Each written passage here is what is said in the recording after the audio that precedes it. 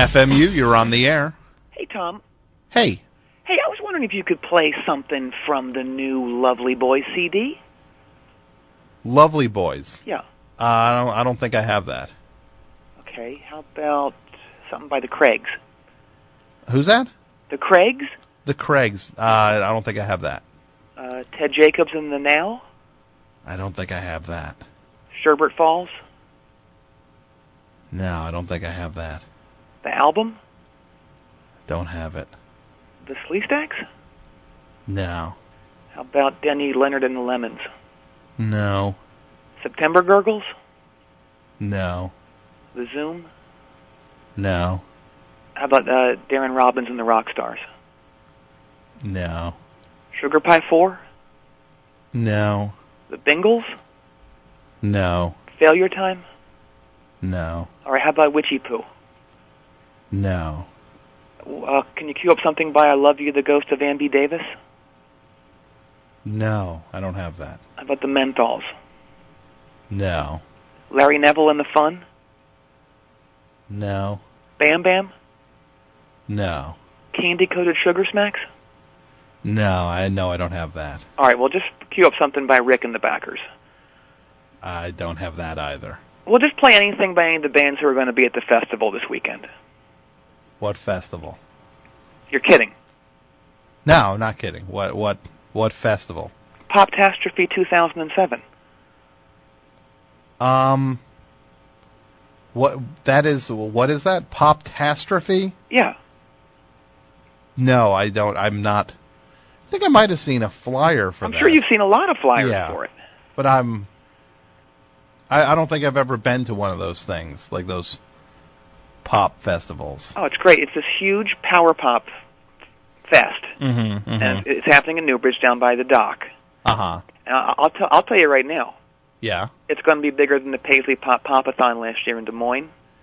And it's definitely going to make January's Popadelphia Pop Nation Fest look like Poptopia 2002. Uh-huh. Okay. What a disaster that was, huh?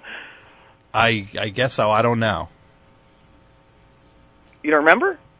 No, well, I wasn't there. I'm sure you read about it, though. No, not really. Yeah, Mick Rain missed his flight and didn't even get there until the Bill Bixbys were finishing their set. Who is that? Mick? Mick Rain. Okay, I don't know who that is. The drummer for the Pez Band. Okay, I know. I've heard of the Pez Band. Okay. Well, anyway, the fest runs from Friday morning. There's going to be this big kickoff breakfast buffet at Captain's Donuts.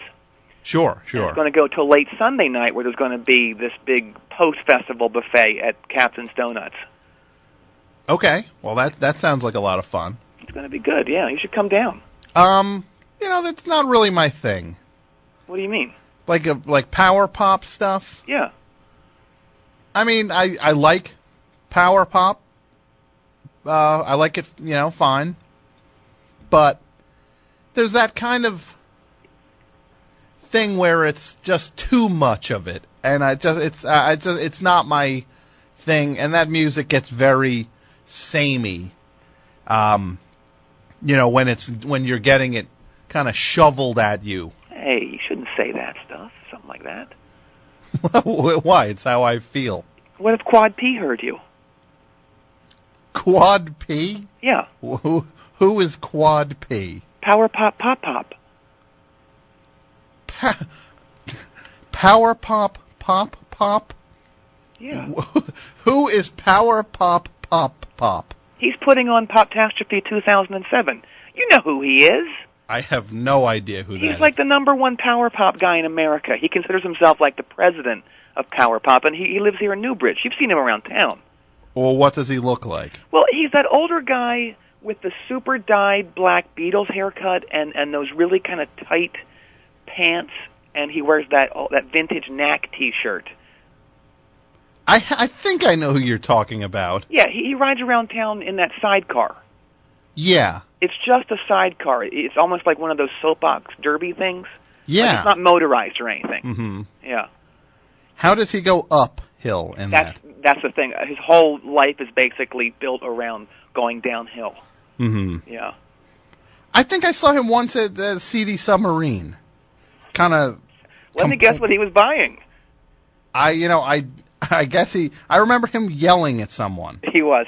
He was telling me the story about recently. I guess he went there, and there's some new like remastered Greg Kihn, pre-Jeopardy stuff. Like when he was he played like a teardrop guitar, and he was pretty.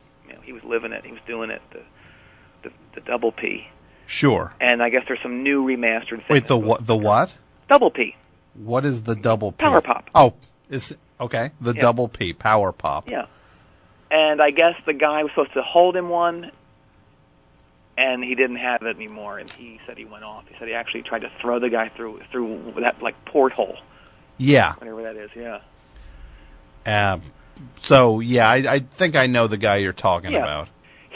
Basically, his story is he saw the Beatles on Ed Sullivan when he was like 14, and it completely changed him. He was on the track to be, like a engineer, that sort of thing. Very, middle of the road kind of guy. But when he saw that, it was all over, and he became addicted to like Beatles-esque rock and roll and pop. It just consumed him. And then for years, he put this zine out, which you probably saw when you were growing up. It was called Keep the Beat. No, I don't think so. Like a fanzine. He says he's the only person ever to publish a career-spanning retrospective on Dave Smalley. I know that name. Dave Smalley. You should. You have a radio show.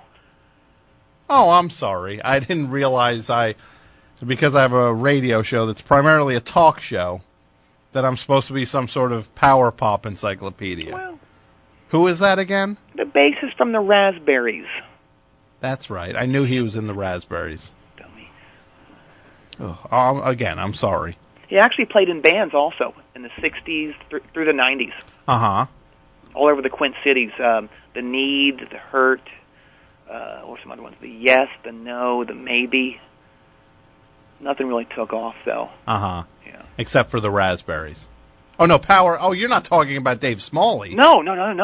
You're talking about Power Pop, Pop Pop. Absolutely, yeah. Which, I gotta say, I think I die a little bit whenever I say Power Pop, Pop Pop. Why? It just... Pop? Yeah. That's his, so he's Power Pop, Pop. You know how, like your grandfather. Okay, now it's a little worse now, somehow, that I'm picturing it as he calls himself Pop. Is he a grandfather? No, he's single. Okay. Never been married at all, yeah. Okay, all right. Yeah. But, so his bands kind of didn't really take off, but it doesn't really matter. I mean, he's set for life. It doesn't really have to do anything. Yeah. Well, he sounds pretty, like he's into it. He's doing the festival, and that good for him. Yeah. You know who his dad is? No. Reginald Fleer. Reginald Fleer. Who is that? The detective. Super rich. He's the guy that consulted on those huge mob cases back in the mid-'80s. Okay. Remember when Carmine Robitello tried to take down Freddie the Hot Dog Machine Kleinfarber? I follow that stuff only peripherally. Well, there was that big shootout at the Ice Hole. That Italian ice stand on Pancake Avenue. Yeah, okay. And Officer Harrop's father, Mayor Harrops at the time, gave that okay to drop the big crate of old grenades on everyone, and it left that big crater. That's one of the only things that I guess Newbridge is known for outside of outside of our area. I know, and that's why I, for one, am glad that they filled up that big hole with colored marbles and paved it over. Yeah. I mean, talk about bad memories. Yeah, it's good to move on at a point. But anyway, Quad P's father, I'm pretty sure he even consulted on the first couple seasons of Columbo, like he was that big a deal back when, even before that. And since then, he's been referenced a lot on that show on the Shout Network, the Goombas.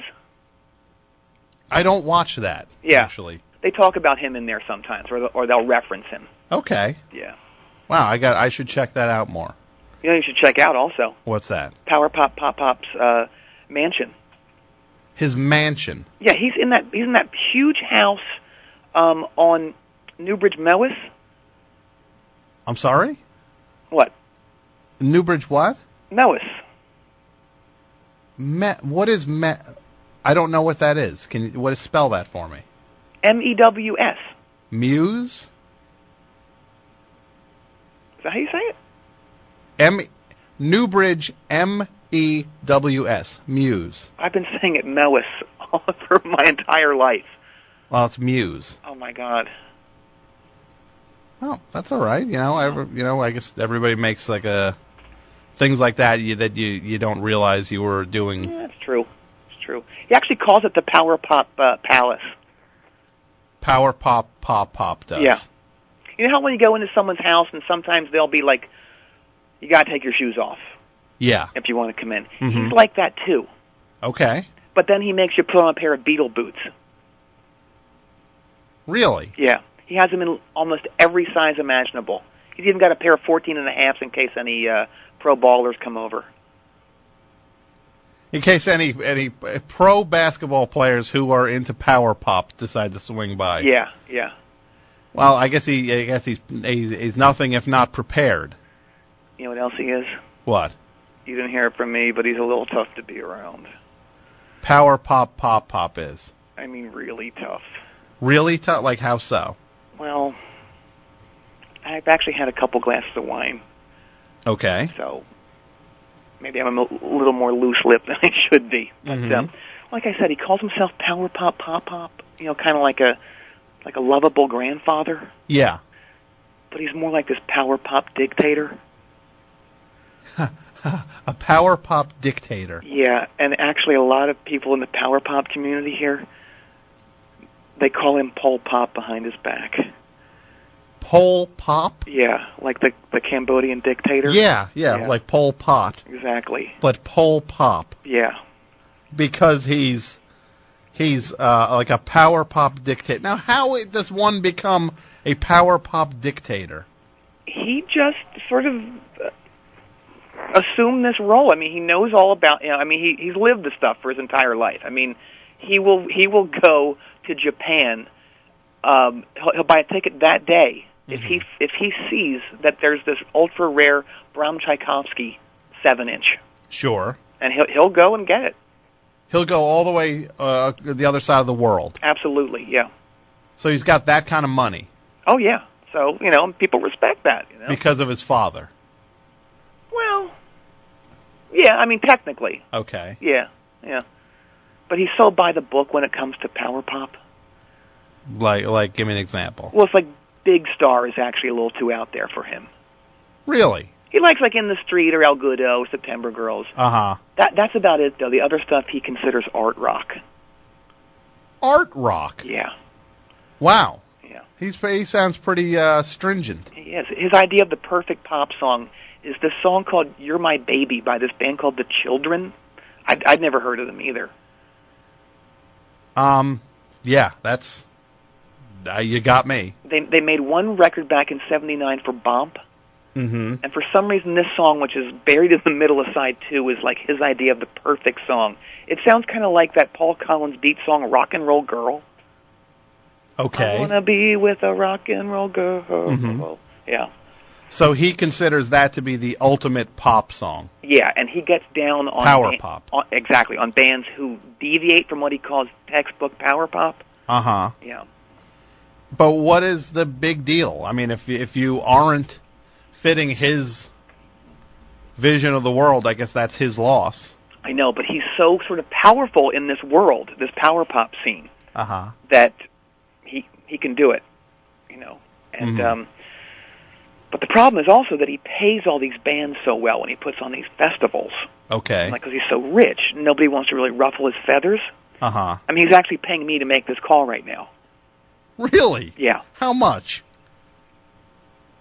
I'd rather not say. Oh, just give me an idea. Well, I'm calling all the local radio stations to get them to play the bands that are playing. Oh, so this was just a promotional call. Well, yeah, and All I'm right, getting that's like fine. I'm getting like 7,000. Okay. 7,000 for what? For how many calls? I'm going to tell him that I made like 100 and something. Uh-huh. Yeah. Well, how many? My first one though. How many are you going to make? Probably just this one. I don't know. Okay. Yeah. So he's pretty much he has a lot of control over the whole scene. Absolutely. And I'll be honest, man. I mean, I'm really not even that into the stuff anymore. I used to be. Uh-huh. But this whole power pop stuff has kind of tainted it for me. Uh-huh. Like it just makes you not enjoy the music as much? Absolutely, yeah. Yeah, and this whole thing with Robbie Wrist. Uh-huh. Yeah. What he is the He was Cousin Oliver. Yes. On the Brady Bunch. And I know he's involved in a lot of that world. I think I saw something. He's like a drummer or something. He's a multi-instrumentalist. Okay. Big power pop supporter. Yeah. I mean, is he involved in this thing? Is he like emceeing it or something? No. See, he and Power Pop had a falling out. Really? Yeah. So Robbie Wrist, right, and Power Pop, yeah, don't get along. Not at all. No. See, Quad P felt slighted when Robbie didn't ask him to be part of this documentary he was making about Dwight Twilley. Okay. And in return, Quad P didn't ask Robbie for comments for the oral history he's putting together on that song "Shake Some Action." An oral history of what? The Flaming Groovies? Yeah. The Okay. song. What do you mean? I lost you there. What the name of the book is? Shake Some Action? Yeah. And it's so what? So he's writing. So God help me for saying this. Quad P is writing an oral history about the Flaming Groovies. No, it's about the one song. The whole book? Yeah. Why? Well, how long of a book can that be? It's like 1,200 pages or so. 1,200 pages? Yeah. About one song? Yeah. Shake Some Action? Yeah. 1,200 pages? Yeah. I know. That's just nuts. Well, it's part of his series. You know those 33 1/3 books? Yeah. He's doing the same thing. Uh-huh. But just about singles. It's called 45 RPM. Okay, but those books are like 100 pages long. Yeah, these aren't. So he's taking something that's about... Those are usually 100 pages long, and they're about an entire album. His book is, you said, 1,200 pages long? On average or so, yeah. And it's about one song. Right. And is that the first one he's writing? No, he's done like 5 or 6 already under different names. But I mean, he writes them all. One for "Go All the Way," "Where Have You Been All My Life" by Photomaker. Sure. "Surrender," "Day Tripper," "She's Got It" by the Chords. Full books. Oh yeah, yeah. Have you read any of these books? No, I mean I've tried. We actually joke with him that Vincent Bugliosi better watch out, because he's encroaching. Uh-huh. Have you seen that book? This new book on the Kennedy assassination? No. It's like 1,600 pages. Really? Yeah, so we joke with him about that, but he doesn't laugh though. He doesn't find that very funny. You know what? Come to think of it, I've never seen him laugh or smile. I thought that power pop was supposed to be like a fun kind of music. Oh no, it's not for him. I mean, in theory, you'd think, but yeah. He takes it very serious. I once saw him spank a guy in that band, The Records. Yeah. Because he heard him talking about a sitar, not playing one. What do you mean he spanked him? He spanked him. He put him over his knee. He's big. But he's unbelievable. Yeah.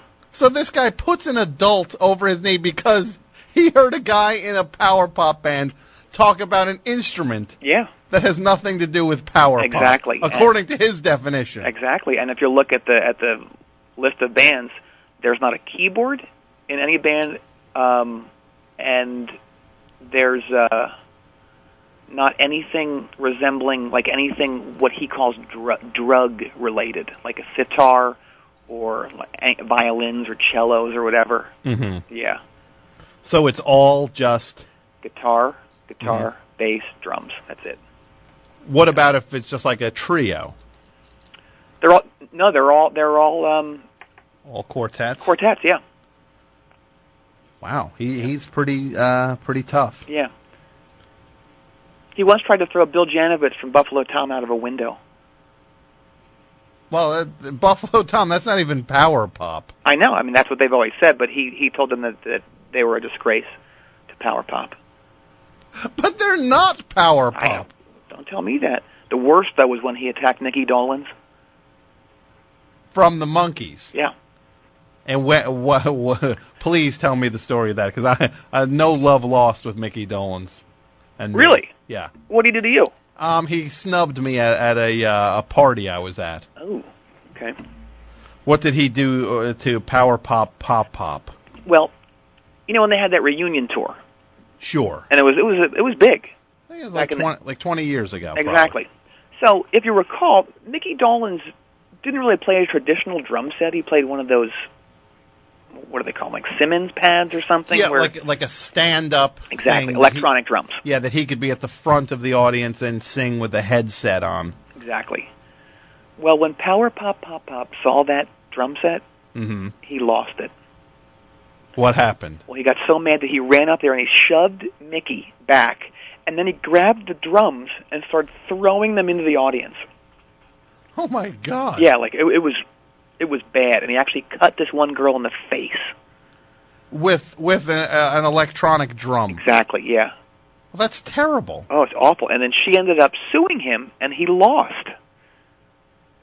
Power Pop Pop Pop lost. He did, and he had like a massive amount of money he had to pay. But then he ended up suing Mickey Dolenz, and he won. On what grounds? Well, Judge Davies ruled that Mickey was responsible for Power Pop Pop's actions because of how far Mickey had strayed from textbook pop. And who made that ruling? Judge Davies? Yeah. Oh, well, that's not surprising. Well, I mean, I know he's had some problems lately. Well, so he convinced this guy, Power Pop Pop Pop, convinced this judge that Mickey Dolenz, by playing with an electronic drum set on stage, right, strayed from the tenets of what, in his mind, is power pop. Exactly, yeah. So much that his rage was justifiable. Absolutely, yeah. Do you know how much he got? I think he got at least $800,000. I think. Oh my! Maybe something like that. From Mickey Dolenz. Yeah. Wow, that actually, I'm torn about that. That's like a lose-lose thing. I'm glad Mickey Dolenz lost. I'm not happy about whom the money went to. Well, you know what the worst thing he does is? What's that? When he pops you. What's that? He pops you.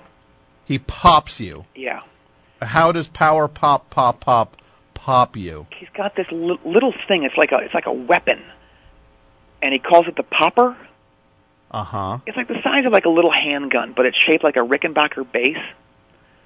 The size of... Okay, I'm picturing that. All right. And it basically, he pulls like a little trigger on it, and it shoots out these kind of like hard rocks. But they're these rocks that he makes out of garbage. Like what? Like a garbage ball? Yeah, like concentrated garbage, and he hardens them somehow, like in an oven or something. And he shoots them, and it really hurts. That's disgusting. Yeah. So he does that as... And what? Is he doing it like is it like to punish you? Oh, yeah, yeah. Well, I mean, doesn't anybody just say stop? Not really. I mean, he's that powerful, you know. He also has this popper for women that's just plain awful. I don't even want to hear about that. Yeah. It's kind of like the lair, too. The what? He has a lair. A lair? Yeah, yeah. At the Pop Palace? Yeah, I'm actually calling from there right now. I'm in his little office. At the Power Pop Palace? Yeah. Oh, now please tell me about this lair. Well, let's just say that